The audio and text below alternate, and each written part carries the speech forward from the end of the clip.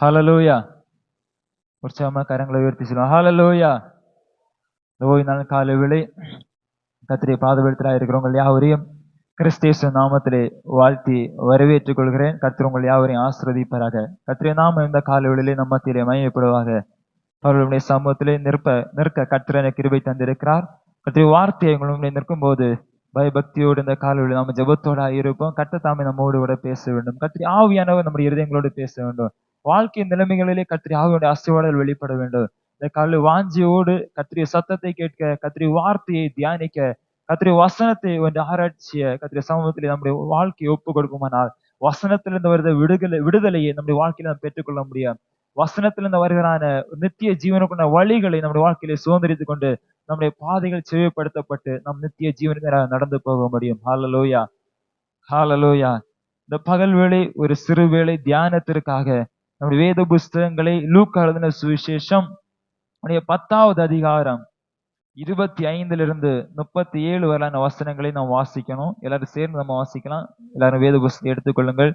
லூக்கா எழுதின சுவிசேஷம் 10வது அதிகாரம் 25வது வசனத்திலிருந்து 37வது வசனம் வரைக்கும்.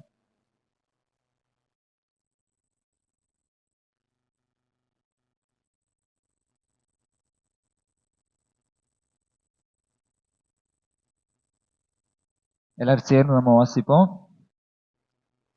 அப்பொழுது நியாய சாஸ்திரி ஒருவன் எழுந்திருந்து அவரை சோதிக்கும்படி, போதகரே, நித்திய ஜீவனை சுதந்திரித்துக் கொள்ளும்படிக்கு நான் என்ன செய்ய வேண்டும் என்று கேட்டான்.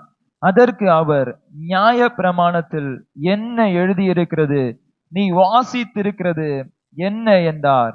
அவன் பிரதியுத்தரமாக, உன் தேவனாகிய கர்த்தரிடத்தில் உன் முழு இருதயத்தோடும், உன் முழு ஆத்மாவோடும், உன் முழு பலத்தோடும், உன் முழு சிந்தையோடும் அன்பு கூர்ந்து உன்னிடத்தில் அன்பு கூறுவது போல பிறனிடத்திலும் அன்பு கூறுவாயாக என்று எழுதியிருக்கிறது என்றான். அவர் அவனை நோக்கி, நிதானமாய் உத்தரவு சொன்னாய், அப்படியே செய், அப்பொழுது பிழைப்பாய் என்றார். அவன் தன்னை நீதிமான் என்று காண்பிக்க மனதாய் இயேசுவை நோக்கி, எனக்கு பிறன் யார் என்று கேட்டான். இயேசு பிரதியுத்தரமாக, ஒரு மனுஷன் எருசலேமிலிருந்து எரிகோக்கு போகையில் கள்ளர் கையில் அகப்பட்டான். அவர்கள் அவன் வஸ்திரங்களை உரிந்து கொண்டு அவனை காயப்படுத்தி குற்றீராக விட்டு போனார்கள். அப்பொழுது தற்செயலாய் ஒரு ஆசாரியன் அந்த வழியே வந்து அவனை கண்டு பக்கமாய் விலகி போனான். அந்தபடியே ஒரு லேவியனும் அந்த இடத்துக்கு வந்து அவனை கண்டு பக்கமாய் விலகி போனான். பின்பு சமாரியன் ஒருவன் பிரயாணமாய் வருகையில் அவனை கண்டு மனதுருகி கிட்ட வந்து அவனுடைய காயங்களில் எண்ணெயும் திராட்சரசமும் வார்த்து காயங்களை கட்டி அவனை தன் சுய வாகனத்தின் மேல் ஏற்றி சத்திரத்துக்கு கொண்டு போய் அவனை பராமரித்தான். மறுநாளிலே தான் புறப்படும் போது 2 பணத்தை எடுத்து சத்திரத்தான் கையில் கொடுத்து, நீ இவனை விசாரித்துக்கொள், அதிகமாய் ஏதாகலும் இவனுக்கு செலவழித்தால் நான் திரும்பி வரும்போது அதை உனக்கு தருவேன் என்றான். இப்படி இருக்க கள்ளர் கையில் அகப்பட்டவனும் இந்த 3 பேரில் எவன் அவனுக்கு பிறனாய் இருந்தான், உனக்கு எப்படி தோன்றுகிறது என்றார். அதற்கு அவன், அவனுக்கு இரக்கம் செய்தவனே என்றான். அப்பொழுது இயேசு அவனை நோக்கி, நீயும் போய் அந்தபடியே செய் என்றார். நம்முடைய கண்களை மூடும், கர்த்தரை நோக்கி பார்ப்போம். ஹalleluya. பரிசுத்த ஆவியானவர் நம்முடைய சமூகத்திலே இந்த ஓய்வு நாள் காலையில் நாங்கள் ஒருமோடு கூடி வர, உம்மை பாட, உம்மை துதிக்க, கர்த்தர் நல்லவர் என்று சொல்ல உங்களுடைய சமூகத்தில் அமர்ந்திருந்து கர்த்தர் உங்களுடைய வார்த்தையை தியானம் செய்த கிருபைக்கு நன்றியப்பா. இதுவரை எங்களை நடத்தின கடந்த 6 மாதங்கள் கர்த்தருடைய கரம் எங்களோடு கூட இருந்ததற்காக நன்றியோடு நாங்கள் துதிக்கிறோம். இந்த மாதத்தினுடைய கடைசி ஞாயிற்றுடைய பாதவிடத்தில் ஆயிருக்கும் போது கர்த்தர் எங்களோடு பேச வேண்டுகிற காரியத்தை எங்களோடு பேசுகிறாங்க. சமூகத்தில் அமர்ந்திருக்கிற ஒவ்வொரு ஆத்துமாக்களோடும் ஒவ்வொரு ஜனங்களோடும் கர்த்தர் ஆவியானவர் தாமே பேசுகிறாங்கப்பா. அடியேனை மறைத்து கர்த்தர் வெளிப்படுகிறாங்க. எங்கள் தியானம் உடைய சமூகத்தில் பிரியமா இருக்கும்படியாக நாங்கள் ஜெபிக்கிறோம். எங்கள் உள்ளத்தில் நாங்கள் தியானிக்கிற வசனங்கள் ஒவ்வொரு கர்த்தருடைய சமூகத்தில் உமக்கு பிரியமுள்ளதா உள்ளதாய் மாற்றப்படுவாங்க. கர்த்தர் தாமே திறந்துள்ள பகுதியிலே ஆளுகை செய்யும்படியே ஜெபிக்கிறோம். பரிசுத்தாவினுடைய கரங்களை தருகிறோம். ஒவ்வொரு ஆத்துமனை கர்த்தர் போஷிப்பீராக. 5 அப்பங்களையும் 2 மீனையும் எடுத்து ஆசீர்வதித்து ஜனங்களுக்கு பிட்டு கொடுத்த கர்த்தர் இந்த வசனத்தை உடைய ஜனங்களுக்கு பங்குவிட, உடைய ஜனங்களுக்கு கர்த்தாவே கொடுக்க, அதனால உங்கள் திருப்தி அடைய கர்த்தர் கிருபை செய்யும்படியே ஜெபிக்கிறோம். தாழ்த்தி உம்முடைய கரங்களை தருங்கள். ஜெபங்கள் நல்ல பிதாவே, ஆமென். அல்லேலூயா, அல்லேலூயா. லூக்கா எழுதின சுவிசேஷம் 10ஆம் அதிகாரம் 25-37 வரை நாம் வாசிக்கப்பட்ட வேத பகுதி எல்லாருக்கும் தெரிந்த ஒரு வேத பகுதி. நல்ல சமாரியன் ஆகிய ஒரு சமாரியனை குறித்த ஒரு உவமையை கர்த்தர் தம் ஒரு நியாய சாஸ்திரிக்கு கர்த்தர் சொன்னதை குறித்து நாம் வாசிக்கிறோம். நமக்கு எல்லாருக்கும் நன்றாக தெரியும் நல்ல சமாரியன் யார், அவர் என்ன செய்தார் என்பதை குறித்து நமக்கு எல்லாருக்குமே நன்றாக தெரியும். அநேக பிரசங்களை நம்ம கேட்டிருக்கிறோம், அநேக செய்திகளை நம்ம கேட்டிருக்கிறோம். நாம வேதவசனத்தை வாசித்து இதை அறிந்தும் புரிந்தும் இருக்கிறோம். கிறிஸ்தவர்களாகிய ஒவ்வொருவருக்கும் இது அறிந்த ஒன்று. குறிப்பாக சண்டே ஸ்கூல் பிள்ளைகள் நன்றாக அறிவார்கள். அவர்களுக்கு சண்டே ஸ்கூல்ல முக்கியமாக இது கற்றுக் கொடுக்கப்படுகிற ஒரு பாடமாகவும் காணப்படுகிறது. அருமையான தேவனுடைய பிள்ளைகளே, ஒரு நல்ல சமாரியன் ஆகிய கிறிஸ்துவை குறித்து இந்த இடத்துல நாம் பார்க்கும்போது குறிப்பாக நம்ம அதில் அறிய வேண்டிய ஒரு காரியம் உண்டு. வேதவசனத்தை வாசிக்கும் போது அந்த இடத்துல மிகவும் குறிப்பாக முதலாவது ஒரு நபரை முக்கியமாக பார்க்கிறோம். இயேசு கிறிஸ்துவின் வாழ்க்கையிலே சோதனைகள் பல உண்டு. இயேசு கிறிஸ்து ஞானாஸ்நானம் எடுத்த கரையேறின உடனே அவர் சோதிக்கப்பட்டார். 40 நாள் வனாந்திரத்தில் அனுப்பப்பட்டு என்ன செய்யப்பட்டார்? சோதிக்கப்பட்டார்.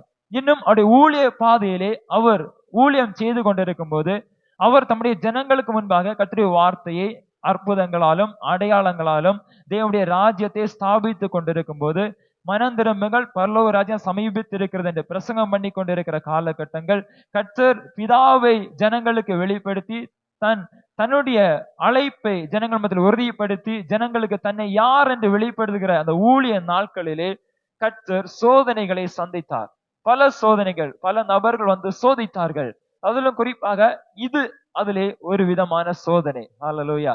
இயேசு கிறிஸ்துவை சோதிக்கும்படி ஒரு நியாய சாஸ்திரி எழும்பி என்று கேட்கிற கேள்விதான், நித்திய ஜீவனை சுதந்திரித்துக் கொள்வதற்கு நான் என்ன செய்ய வேண்டும்? ஹல்லேலூயா, ஹல்லேலூயா. இது ஒரு சாதாரணமான கேள்வி அல்ல.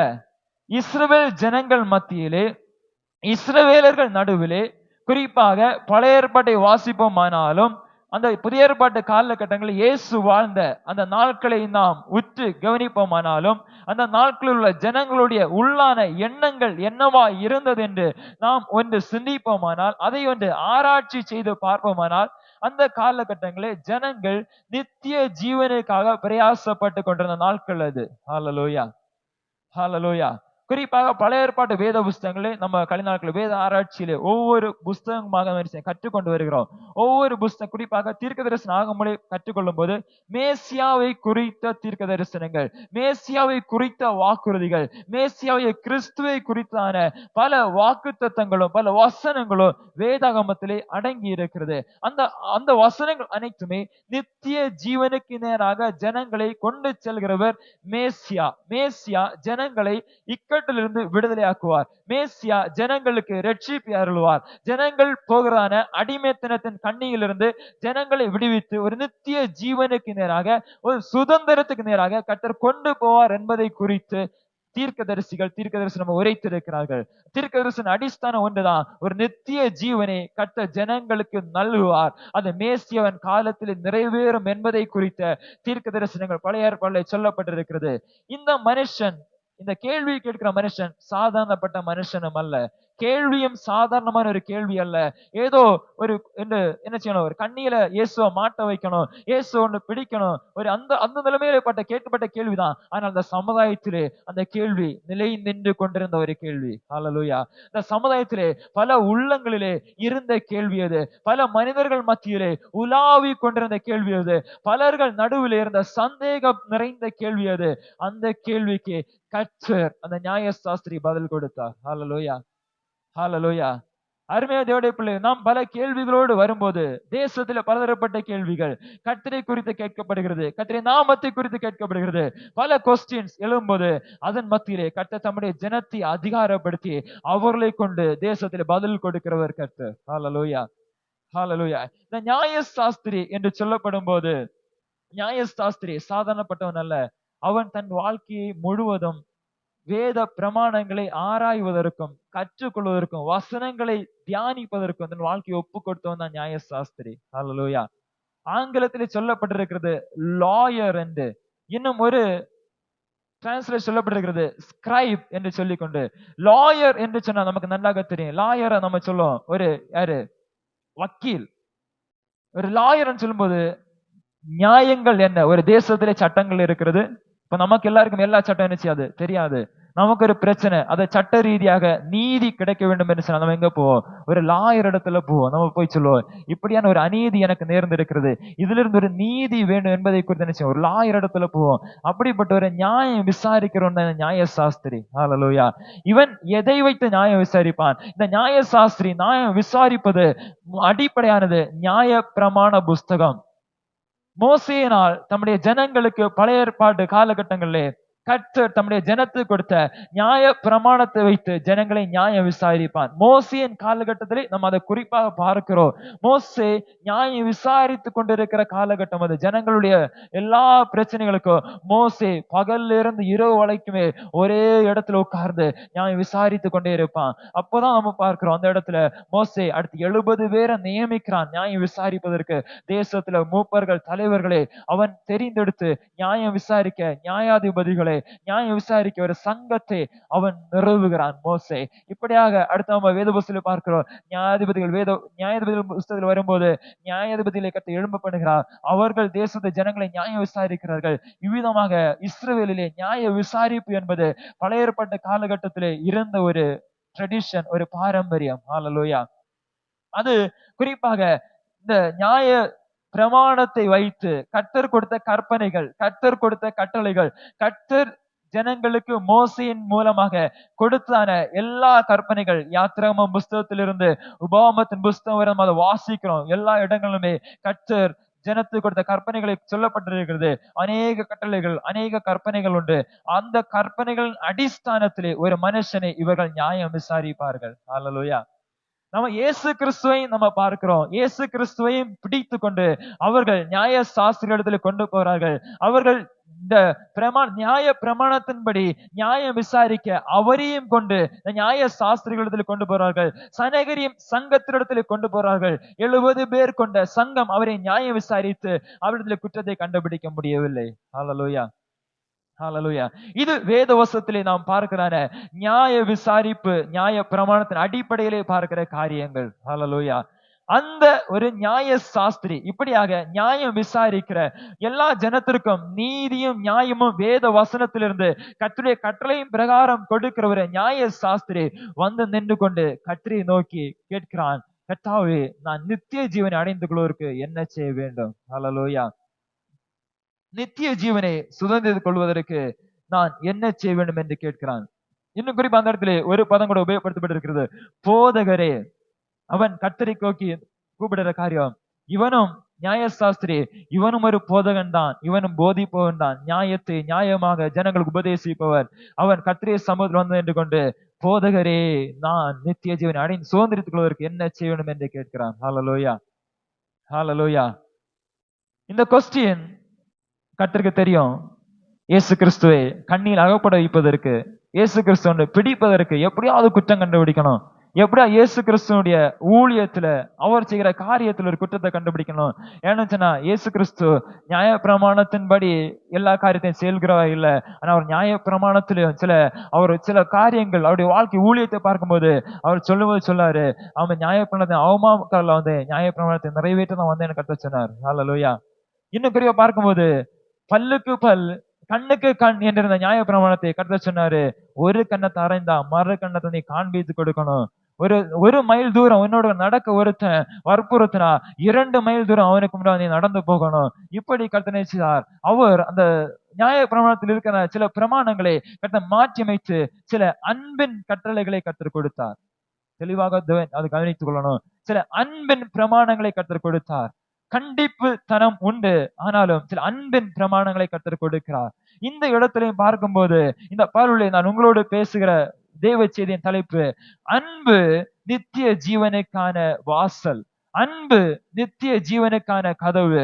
அன்பு the door to eternal life. நித்திய ஜீவனுக்குள் பிரவேசிக்க வேண்டுமானால் அன்பு மிக முக்கியமான ஒன்று. ஹல்லேலூயா, ஹல்லேலூயா. பக்கத்துல கரங்களை பிடித்து சொல்லுங்க, கரங்களை பிடிங்க. பக்கத்துல கரங்களை பிடித்து முகத்தை பார்த்து சிரிச்சிட்டு சொல்லுங்க, கர்த்தர் அன்பாகவே இருக்கிறார். கர்த்தர் அன்பாகவே இருக்கிறார்.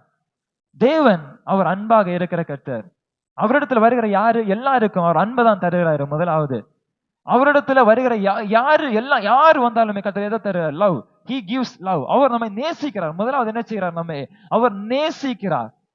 இந்த நியாயசாஸ்திரி கொஸ்டின் கேட்கும்போது கர்த்தர் திரும்ப அவனிடத்துல கொஸ்டின் கேட்கிறாரு, கண்டித்து உணர்த்தல அவனை. நோக்கி கர்த்தர் இப்படி கேட்க கூடாது, இது தப்பான கேள்வி சொல்லல. நித்திய ஜீவனை பின்பற்றணும்னா இதை செய்யணும், பல கண்டிஷன் கர்த்தர் வைக்கல. திரும்ப அந்த நியாயசாஸ்திரி இடத்திலே அவனுடைய வழியிலே அவனை நேசிக்கிற அவனிடத்தில் ஒரு கேள்வியை கேட்டார். இந்த கேள்வி என்னவென்று சொன்னால், அதற்கு அவர் நியாய பிரமாணத்தில் என்ன எழுதி இருக்கிறது, நீ வாசித்திருக்கிறது என்ன என்றார். அல்லேலூயா. நியாய பிரமாணத்தில் அப்படின்னு நியாய சாஸ்திரி நியாய பிரமாணத்தை நன்றாய் அறிந்தவன், நியாய பிரமாணத்தை படித்தவன், அவனுடைய எல்லா நுணுக்கங்களும் அவனுடைய எல்லா கட்டளைகளும் எல்லா பிரமாணங்களும் நன்றாய் வாசித்து தேர்ந்தவன், மனப்பாடம் செய்த ஒரு நியாய சாஸ்திரத்தை கர்த்தர் சொல்கிறாரு, நீ நியாய பிரமாணத்தில் வாசித்தது என்ன? ஹல்லேலூயா, ஹல்லேலூயா. நீ நியாய பிரமாணத்தை அறிந்திருக்கிறாய், நீ வேதத்தை வாசித்திருக்கிறாய், நீ தியானித்திருக்கிறாய், நீ நியாயம் விசாரிக்கிறாய், ஜனங்களுக்கு நீ போதிக்கிறாய், நீ அதிலிருந்து அறிந்திருக்கிற காரியம் என்ன? ஹல்லேலூயா, ஹல்லேலூயா. நீ அறிந்திருக்கிற உனக்குள் இருக்கிற அறிவு என்ன? நீ எதை அறிந்திருக்கிறாய்? உனக்குள் இருக்கிற அந்த அறிவு என்ன என்பதை குறித்து கர்த்தர் கேட்கிறார். அப்ப நியாயசாஸ்திரி திரும்ப சொல்றாரு.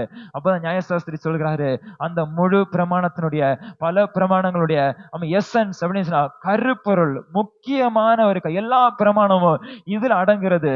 2 பிரமாணத்துக்குள் அடங்குறது என்பதை குறித்து மத்திய சுவிசேஷத்திலே சொல்லப்பட்ட 2 பிரதான பிரமாணங்கள், அந்த 2 பிரமாணங்களுக்குள்ளாக அனைத்து நியாய பிரமாணங்களும் அடங்கி இருக்கிறது என்பதை வேதவசனம் சொல்கிற பிரகாரம் இந்த இடத்துல நியாயசாஸ்திரி சொல்கிற அந்த வசனத்தை வாசிப்போம். 27வது வசனம்,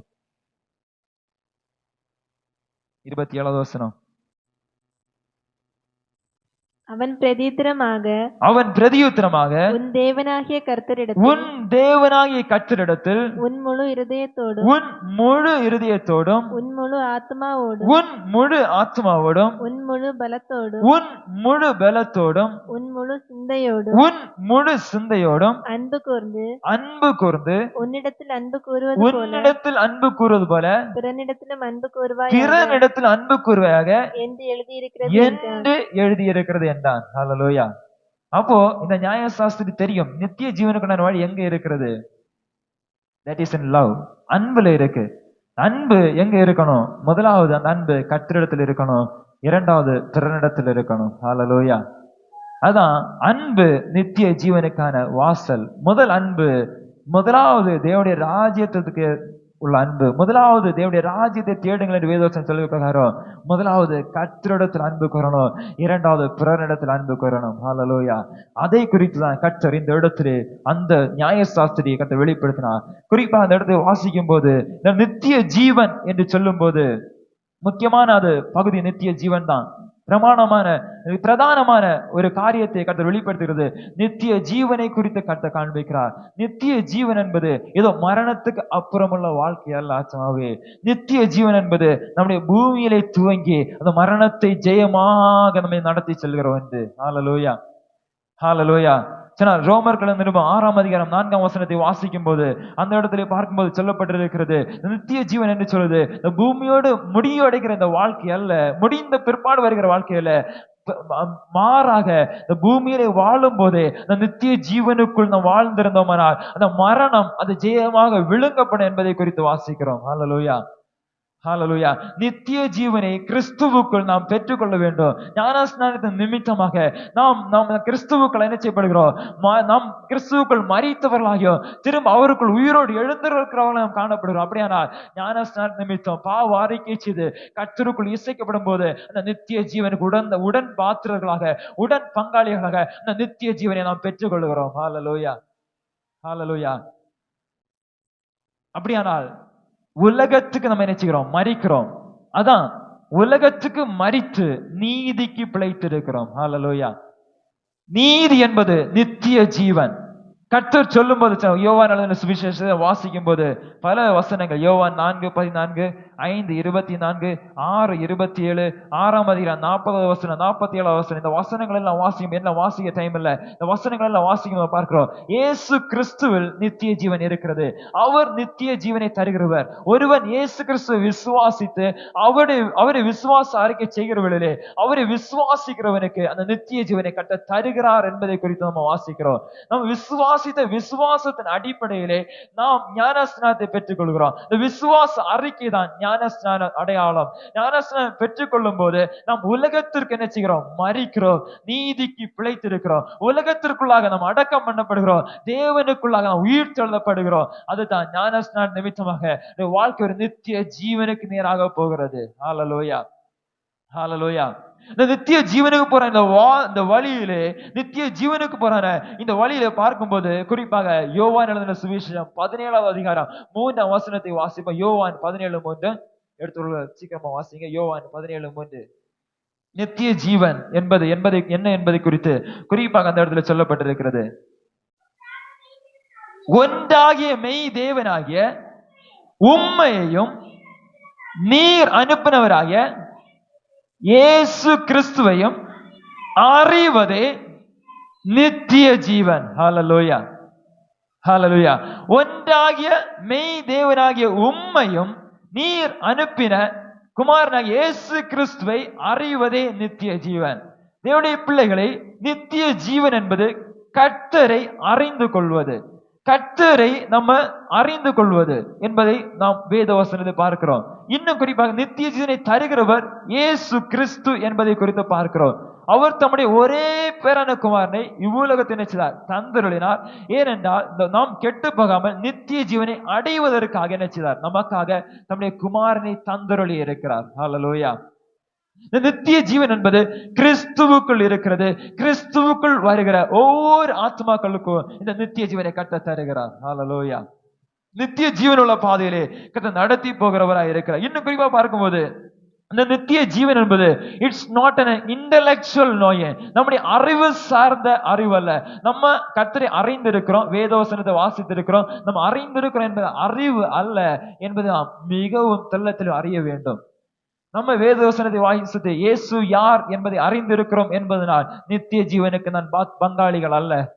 நாம் இயேசு கிறிஸ்துவை அறிந்திருக்கிறோம். இயேசு எப்படி ஊழியம் செய்தார், இயேசு இந்த நாட்களில் எப்படியாக அற்புதங்களை செய்தார், அதிசயங்களை செய்தார், இயேசு யார் என்பதை குறித்து அறிகிறதுனால் நித்திய ஜீவனுக்குள் போக முடியாது என்பதை குறித்து வேதவசனம் திட்டமாக சொல்கிறது.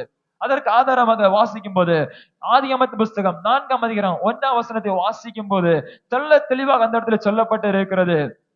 ஆதாம் ஏவாளை அறிந்ததனால் ஏவாள் கர்ப்பவதியானால் அவள் ஒரு குமாரனை பெற்றெடுத்தாள். ஹல்லேலூயா. இது ஒரு மானுஷிக தன்மையிலே ஒரு அறிவு. சொல்லும் போது ஆதாம் ஏவாளை அறிந்தான். வேதவசனம் சொல்லுகிறது ஆதாம் ஏவாளை அறிந்தான். ஒரு அறிவை சுட்டி காட்டுகிறது. இந்த அறிவு தன் மனதால் ஏவாளை அறிந்ததல்ல. He had a personal relationship with Eve. அவன் தன் மனைவியாக ஏவாளோடு ஒரு தனிப்பட்ட உறவு காணப்பட்டது. அவன் தன் மனைவியாக ஏவாளோடு ஒரு தனிப்பட்ட உடன்படிக்கையின் உறவு காணப்பட்டது என்பதை முக்கியத்துவப்படுத்துகிறது. ஹல்லேலூயா. இந்த அறிவு என்று சொல்வது ஞானத்தினால் புத்தியினால் கர்த்தரை அறிந்து கொள்வதில்ல, ஒரு பர்சனல் ரிலேஷன்ஷிப் வித் காட். ஒரு தனிப்பட்ட கர்த்தருடைய சமூகத்தில் உறவு காணப்பட வேண்டும். ஒரு தனிப்பட்ட ஒரு கர்த்தரோடு ஒரு இசைவு காணப்பட வேண்டும். ஒரு நெருக்கமான கர்த்தருக்குள்ளாக ஒரு உறவு காணப்பட வேண்டும். அந்த உறவுல தான் இந்த அறிவில் வருகிறது. அந்த அறிந்தான் என்று சொல்கிறது ஒரு உறவு, ஒரு ரிலேஷன்ஷிப், இன்னும் ஒரு நெருக்கமான ஒரு உறவு கர்த்தரோடு. ஹல்லேலூயா. அந்த அறிவு தான் நித்திய ஜீவனுக்கு கொண்டு போகிறோம். சாதாரணமான அறிவு சார்ந்து நாம் நினைத்து வைத்திருக்கிறோம், அறிவு சார்ந்த நம்முடைய மனதில் இருக்கிறதால நம்ம நித்திய ஜீவனை கொண்டு போகிறது கர்த்தரோடு உள்ள ஒரு உறவும் ஒரு தனிப்பட்ட நெருக்கமான ஒரு சந்திப்பும் தான் நம்மை நித்திய ஜீவனுக்கு நேராக கொண்டு போகிறது. ஹல்லேலூயா. அந்த உறவு எப்படி வருகிறது என்பதை குறித்து தான் நியாயப்பிரமாணம் தெளிவாக சொல்லுகிறது. அந்த உறவு எப்படி காணப்பட வேண்டும், அந்த ஒரு நித்திய ஜீவனுக்குண்டான அந்த ரிலேஷன்ஷிப், அதுக்குள்ளாக மிக பிரதானம் ஒன்றுதான் அன்பு. ஹல்லேலூயா. ஒரு கணவன் மனைவியோட உறவை பார்ப்போமானால் அன்பினால் அவர்கள் நிச்சயப்பட்டிருக்கிறார்கள், இணைக்கப்பட்டிருக்கிறார்கள். அவருடைய நெருக்கமான உறவுக்கு காரணம் என்ன? ஒரு கணவன் மனைவியை நேசிக்கிறான், மனைவி கணவனை நேசிக்கிறான். இதனால் தான் நிச்சயிக்கிறது. அந்த உறவு வலுப்பட்டு நிற்கிறது போல நமக்கும் கிறிஸ்துவுக்கும் நமக்கும் கர்த்தருக்கும் இடையே இந்த அன்பாகிய அந்த ஒரு உறவு காணப்பட வேண்டும் என்பதை குறித்து வேத வசனம் திட்டமாக சொல்லுகிறது. ஹல்லேலூயா. முதலாவது அதைத்தான் சொல்லப்படுகிறது. கர்த்தரிடத்தில் என்ன செய்ய வேண்டும்? முழு இருதயத்தோடு, முழு ஆத்மாவோடு, முழு சிந்தையோடு என்ன செய்ய வேண்டும்? கர்த்தரிடத்தில் அன்பு கோர வேண்டும். ஹல்லேலூயா, ஹல்லேலூயா. அன்பு என்று சொல்வது எல்லாருக்குமே தெரியும். நம்ம எல்லாரும் அனுபவிக்கிற ஒன்று. நம்மிடத்தில் அன்பா இருக்கிறவங்க நம்ம விட்டு பிரிந்து போகும்போது நமக்கு வருகிற கண்ணீரின் வேதனைகள் எல்லாம் நமக்கு நன்றாக தெரியும். இந்த வாழ்க்கையில் வருகிற பலதரப்பட்ட சூழ்நிலைகள், நம்முடைய நேற்று வரைக்கும் அன்பா இருந்தாங்க, ஒரு சின்ன பிரச்சனையில மாறி போகும்போது மனது வருத்தம் வருகிறது, வாழ்க்கையிலே தாங்க முடியாத வேதனைகள் வருகிறது, வாழ்க்கையில பலதரப்பட்ட சூழ்நிலைகள் நம்ம நினைச்சுக்கிறோம், வாடி போகிற நிலைமையில வருகிறது. அன்பு இல்லாமையினால் வாழ்க்கை வாடி போகிற நிலைமைக்கு நேராக வருகிறது. இந்த இடத்துல பார்க்கும்போது கர்த்தர் சொல்றாரு, கர்த்தர் அல்ல, இந்த இடத்துல நியாயசாஸ்திரி சொல்றாரு, நியாயப்பிரமாணத்தினுடைய எசன்ஸ், அதனுடைய கருப்பொருள் என்னவென்றால் கர்த்தரிடத்துல என்ன செய்யணும்? அன்பு கூறணும் முதலாவது. ஹல்லேலூயா, ஹல்லேலூயா. கர்த்தர் அதை எதிர்பார்க்கிறார். அந்த அன்பு எப்படி காணப்பட வேண்டும் என்று இந்த வேதவசனத்தில் மிகவும் திட்டமாக சொல்லப்படுகிறது. முழு இருதயத்தோடு அன்பு கூறணுமா, முழு ஆத்மாவோடு அன்பு கூறணும், முழு பலத்தோடு அன்பு கூறணும், இன்னும் முழு சிந்தையோடு அன்பு கூறணும். அப்படின்னு சொன்னா நம்முடைய முழு வாழ்க்கை சிரசு முதல் பாதம் வரை எல்லா அவயவங்கள் வகித்தும் கர்த்தரை அன்பு கூற வேண்டும். ஹல்லேலூயா. வாழ்க்கையில எல்லா அனுபவங்களிலும் கர்த்தரிடத்தில் அன்பு கூற வேண்டும். வாழ்க்கையில எந்த சூழ்நிலையா இருந்தாலும் கர்த்தரிடத்தில் அன்பு கூற வேண்டும். முழு இருதயம் கர்த்தருக்கு கொடுக்கணும், முழு சரீரம் கர்த்தருக்கு கொடுக்கணும், முழு சிந்தை கர்த்தருக்கு கொடுக்கணும். எல்லாவற்றையும் கர்த்தருக்கு கொடுத்து கர்த்தரிலே அன்பு கூற வேண்டும். ஹல்லேலூயா. அதைத்தான் நியாயப்பிரமாணம் சொல்லுகிறது, அதைத்தான் கர்த்தரும் சொல்லுகிறார். இன்னும் குறிப்பாக சொல்லுகிறார், எப்படி இந்த அன்பு வளரும் என்று சொன்னால் வசனத்துக்கு கீழ்ப்படிதல். முதலாவது கர்த்தருடைய வசனத்துக்கு கீழ்ப்படிதல், இரண்டாவது அவருடைய வார்த்தையை விசுவாசித்தல், மூன்றாவது அவர் செய்த நன்மைகளுக்கு, அவர் செய்த ஒவ்வொரு காரியங்களுக்கும் அவருக்கு ஆராதனை செய்தல், அவருக்கு நன்றி செலுத்த. இவ்விதத்திலே கர்த்தருக்கு நம்ம அன்பு கூற முடியும். ஹல்லேலூயா, ஹல்லேலூயா. அவருடைய வசனத்தின்படி நடக்காத எவரும் கர்த்தருக்கு அன்பு கூறுகிறது இல்ல. தேவன் அன்பாகவே இருக்கிறார் என்று வேதவசனம் சொல்லுகிறது. அவரே அந்த அன்பு மனுஷனிடத்தில் இல்லைன்னா அந்த தேவனே நம்ம இடத்துல அன்பா இருக்கும்போது நம்மவும் கர்த்தருக்கு அன்பா இருக்கணும். வசனங்களை கீழ்ப்படியணும், வேதவசனத்தை வாசிக்கணும், தியானிக்கணும், ஜெபம் பண்ணணும், கர்த்தருடைய சமூகத்திலே காத்திருக்கணும். இன்னும் குறிப்பாக வசனங்களுக்கு கீழ்ப்படி நடக்கணும். அவர் என்ன சொல்கிறாரோ அந்த வார்த்தைகளுக்கு கீழ்ப்படியணும், அவருடைய வசனத்துக்கு விசுவாசிக்கணும். அதுதான் பிரதானமான ஒன்று. வசனத்தை விசுவாசித்து எந்த சூழ்நிலையா இருக்கலாம், ஒருவேளை கண்ணீரின் பாதையா இருக்கலாம், மரண பள்ளத்தாக்களா இருக்கலாம், வியாதி படுக்கைகளா இருக்கலாம், எல்லாவற்றின் மத்தியிலுமே நம்ம எந்த சூழ்நிலையை நம்ம விட்டு கொடுக்க கூடாது. ஹல்லேலூயா, ஹல்லேலூயா. முழு இருதயத்தோடு அன்பு கூறணும், முழு பலத்தோடு அன்பு கூறணும். இருக்கிற பலம் தான், எவ்வளவு பலம் இருக்கோ அந்த முழு பலத்தோடு அன்பு கூறணும். நம்முடைய வாழ்க்கையில என்னென்ன காரியங்கள் கர்த்தருக்கு கொடுக்க முடியுமோ எல்லாவற்றிலுமே கர்த்தருக்கு முதன்மை ஸ்தானம் கொடுத்து கர்த்தரை அன்பு கூறமானால் அதன் பிரதிபலனை நம்மால் பெற்றுக்கொள்ள முடியும். ஹல்லேலூயா, ஹல்லேலூயா. இன்னும் குறிப்பா பார்ப்போம்னா இந்த அன்பு கர்த்தருக்கு அன்பு கூறன்னு சொல்லுது, கர்த்தரை போற்றுவதும் கர்த்தரை அனுபவிப்பதும். இட் இஸ் பிரைசிங் அண்ட் கர்த்தரை அனுபவிப்பது, எக்ஸ்பீரியன்சிங் காட். கர்த்தரை போற்றுவதும் கர்த்தரை அனுபவிப்பதும். நம்முடைய வாழ்க்கையிலே கர்த்தருக்கு அன்பு கூறுதல் என்று சொல்வது கர்த்தரை அனுபவிக்கிற ஒரு காரியமாகும். கர்த்தரை அனுபவிக்க நம்முடைய வாழ்க்கையிலே கர்த்தரை அனுபவித்து கொண்டிருக்கிற ஒரு காரியம். அது நேற்று அனுபவித்தோம் என்னல்ல, இன்றும் அனுபவிக்க வேண்டும், நாளைக்கு அனுபவிக்க வேண்டும். அப்படியானால் அன்பு நேற்றோடு நின்று போகிறது ஒன்றல்ல, இன்றும் இருக்கணும், நாளைக்கும் இருக்கணும். ஹல்லேலூயா, ஹல்லேலூயா.